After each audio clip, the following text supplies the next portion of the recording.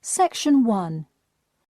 You will hear a telephone conversation between a travel company employee and a customer. First, you have some time to look at questions 1 to 5.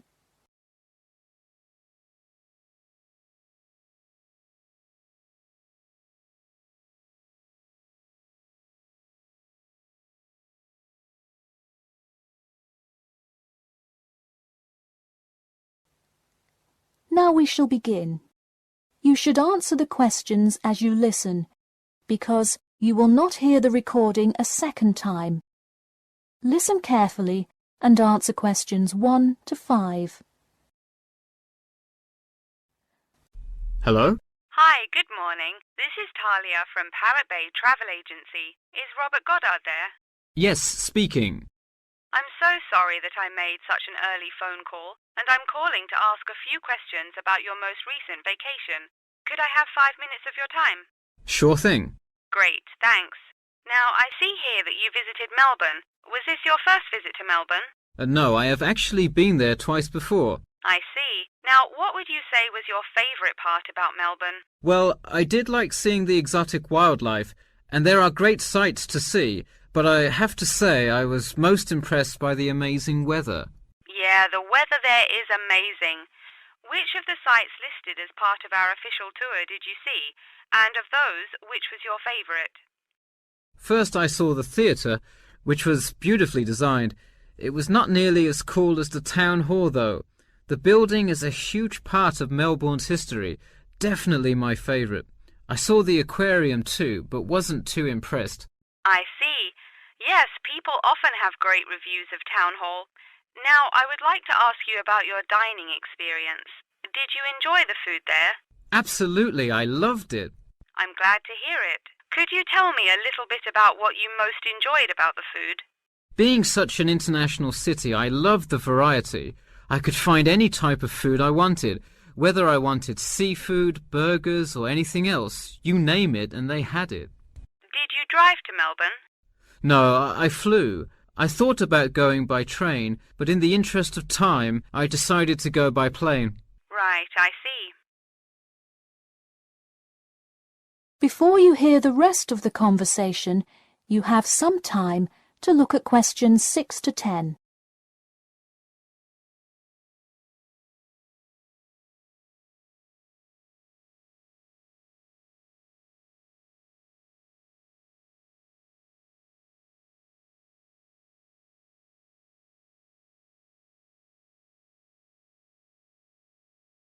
Now listen and answer questions 6 to 10. And would you mind telling me whether you are under 20, between the ages of 20 and 40, or older than 40? It would be nice if I was still under 20. My vacation probably would have been quite different. Actually, though, I just turned 41 last week. Oh, happy birthday. So, did you treat yourself and fly first class? No way. I would love to have a budget that high. I'm more in the mid-range income level. I wasn't always, though. I spent much of my life in a low-income household. I see. That answers my next question then, of income level. And what was the purpose of this visit? I had to go there on business a lot before and decided I would go there for tourism this time. I see. And what is your occupation? I am mainly a computer programmer. I also write for a travel magazine on the side, which is why I visited Melbourne before, but it's not my main source of income. I see. Wow, it sounds like you work a lot. Yes, I am very busy, which is exactly why I took a nice week-long vacation to Melbourne. I completely agree. Would you care to comment on your accommodation? My hotel was a good value. Staying in the city can get really expensive, so it was nice to find such a good price for the location and quality. I'm glad I didn't end up in some cheap motel in the middle of nowhere. I'm glad you didn't either. Well, thank you for taking part in our survey, and I'm glad you enjoyed your vacation. No problem. Take care. That is the end of section 1. You now have half a minute to check your answers.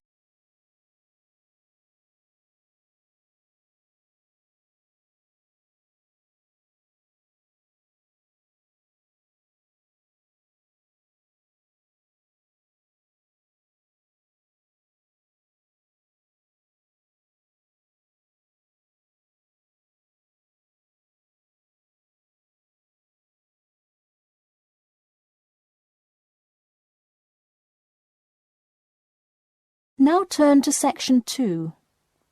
Section 2. You will hear a talk about the main points of interest and the improvements made in the area.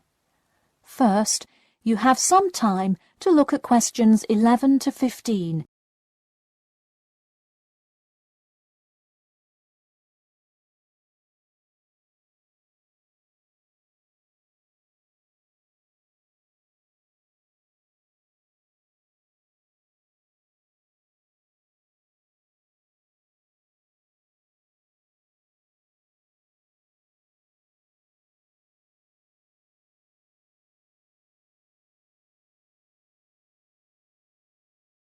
Now listen carefully and answer questions 11 to 15.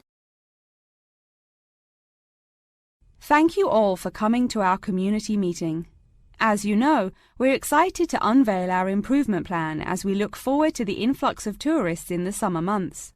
I'll start with a quick overview of the main points of interest in the area for anyone who may not quite know his or her way around yet, and then I'll get to the improvements made. First off is my favourite, the Science Museum, which is on the corner of St George Road. If you have not visited yet, I encourage you to go before the busy season. It is absolutely spectacular. There is even a flight simulator you can try out. Just west of the Science Museum is the National History Museum. It's a sight not to be missed as well, with each floor devoted to a different era in our nation's history. There are special exhibits for children with interactive games and fun history lessons too. If you're looking for parking, it is available on the intersection of Queen Street and South King Street in the car park. Standard hourly and daily rates do apply. The best place for souvenirs is the shopping mall, though it gets extremely busy during peak times. You can get there from the Tube or the entrance on Timber Road, just south of Cornwell Road.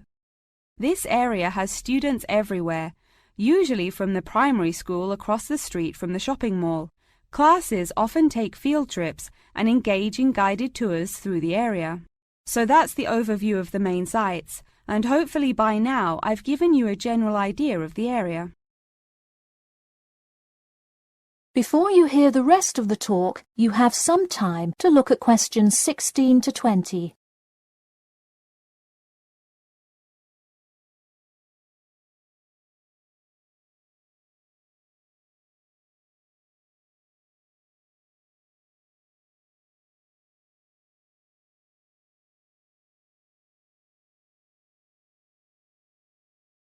Now listen and answer questions 16 to 20. Now I'm going to outline the improvements we have made in our efforts to make the experience even better for each and every one of our visitors.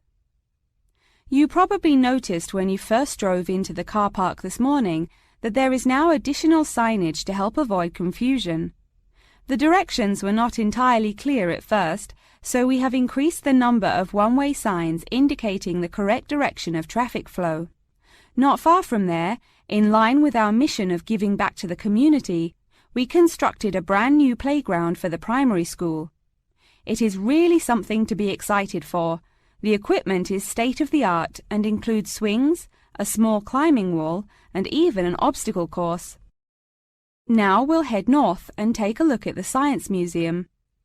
In response to our feedback from past visitors to the museum, there is now free information available outlining not only upcoming IMAX showings, but also natural wonders like meteor showers, eclipses, and other cool natural events. The Science Museum isn't the only museum improving the experience of its visitors. The National History Museum has added an entire new wing to its facility to accommodate the large crowds of people gathering to see the Civil War exhibit, Inventions Timeline exhibit, and other wonderful sections of the museum. The increase in space will definitely give a more calm, comfortable experience for visitors. And finally, remember when there was actually a line at the mall entrance from the tube station? It was terrible trying to get anywhere from the tube because foot traffic got so backed up sometimes. We have addressed that by adding another entry point into the mall from the other end of the platform to disperse the crowd. So those are the major improvements we have made. Clearly, having too many people that want to visit and enjoy what our community has to offer the public is a good problem to have, and I am confident that we have made the changes necessary to accommodate the growing interest in the area. As always, we welcome any questions, comments or concerns about the new improvement plan. In a few minutes I will open up the floor for questions, but you can also contact me or any other board member by email or through the city website. Thank you for coming, and I now encourage you to stay for the questions and answers panel occurring between now and 10:30. That is the end of section 2. You now have half a minute to check your answers.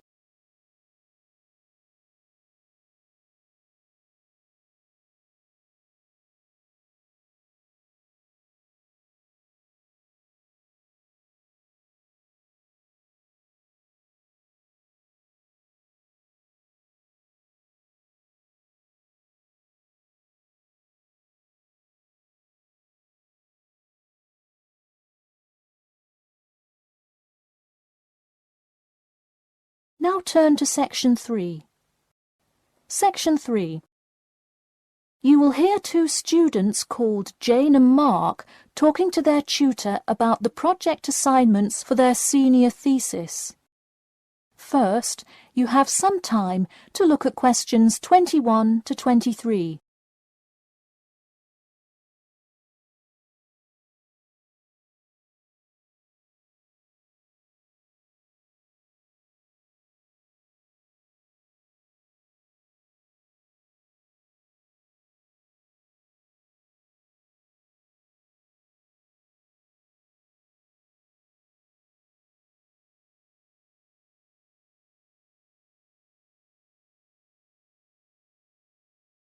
Now listen carefully and answer questions 21 to 23.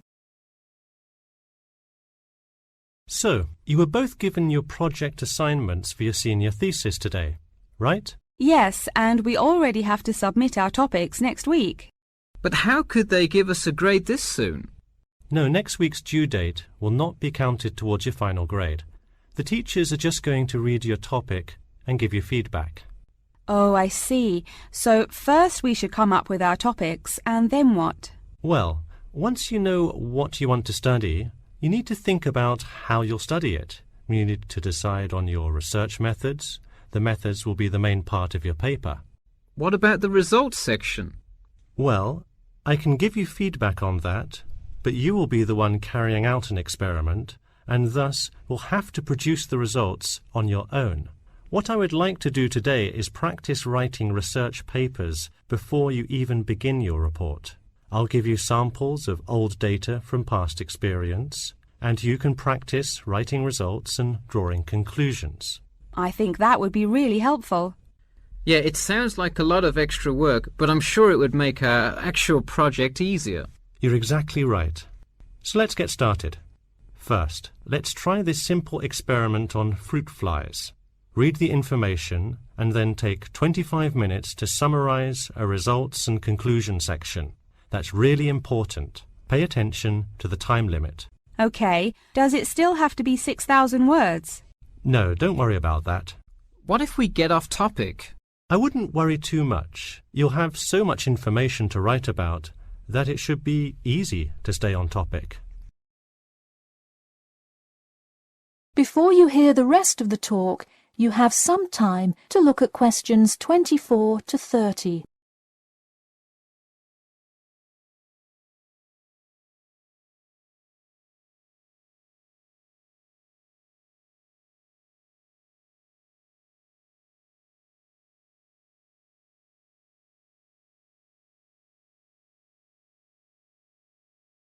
Now listen carefully and answer questions 24 to 30. But what about other sources? Well, for this assignment, you can use the one from your textbook. In your actual paper, you should find old experiments that support your topic. So do we need to find different types of sources? For instance, should I be conducting lots of interviews to use in my paper? No, there's no need to conduct lots of interviews or anything like that. Okay, I'm ready to get started. I'm still a little confused, though, on how we should format our paper. Don't worry about it for now, but on your final paper, make sure to pay attention to the format. It should follow the guidelines exactly. Oh man, I'm starting to understand why they give us all semester to do this. Are there any other small details like that we should know about? Not a whole lot. Make sure you provide 2 copies. One for your teacher, of course, but one for yourself as well. And of course, you know the due date, right? It's April the 11th, right? What? No, it's May 11th, right? Yes. The due date is May 11. Write it down. Oh, wow, yeah, I need to note it. Also, I'm having trouble finding information on my topic. What if I can't find enough good sources? It's all right to change your topic. Just make sure to do it before the beginning of April. Oh, really? Wow, I'm definitely going to change it then. Just make sure to write a note to your teacher letting him or her know. Okay, so getting back to writing this sample paper, where do we start? Should I just explain the experiment and what happened? Well, you need to start with your hypothesis. What do you think will happen? And then describe your procedure. Then you can write up the results and your conclusions. Oh boy, I don't know if I can handle any more instructions. That is the end of section 3. You now have half a minute to check your answers.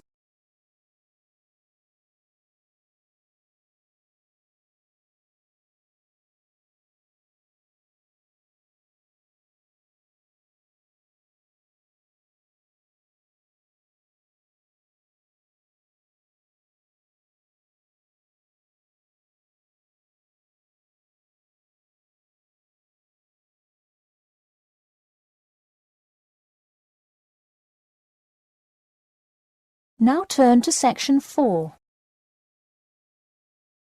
Section 4. You will hear part of a lecture about factors you should consider when creating advertising materials and the effects they can have on your product sales. First, you have some time to look at questions 31 to 40.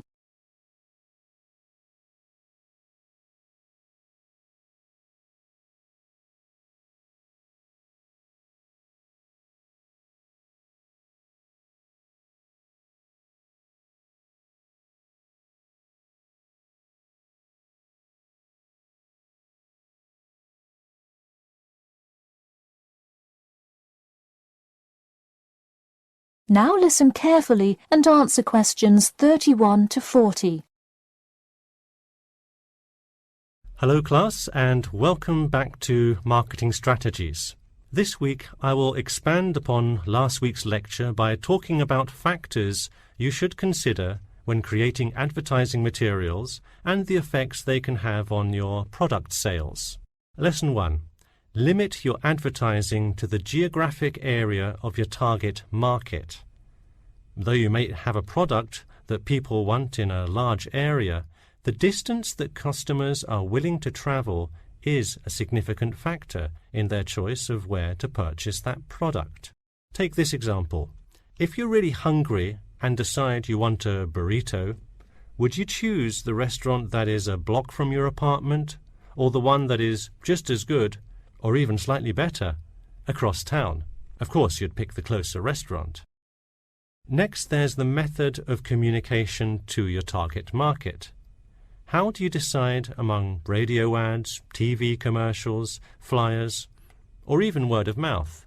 While we often think of the visual presentation of ads, there's much more to advertising than the look. Studies show that consumers are much more likely to remember advertising slogans if there's also a sound plate. Did you know that your sense of smell is closely linked with memory? Think about Mandy's candy store up the road. Every time you walk past it, you can just smell the chocolate, right? I bet you can almost smell it now. Just mentioning the name brings about the smell memory and, in turn, a chocolate craving. what better way to sell chocolate bars? Obviously, sometimes appealing to the senses isn't the most practical way to advertise. For example, it's a good idea to come up with a marketing strategy that adapts to the product, especially digital products. The flexibility of this kind of products is extremely important, so it's very common for advertisers to form one single layout for all of their ads, the visual, the medium, even the majority of the content, and simply update the ad each time they come out with a new version. Remember, advertising is all about stirring up the right feeling in your potential customers, whether by stimulating the senses, appealing to the intellect, and so on. Once the customer experiences the ad, the important thing is his or her reaction. Someone could love the ad you made, but unless he or she considers buying the product, you failed to get the reaction you were looking for.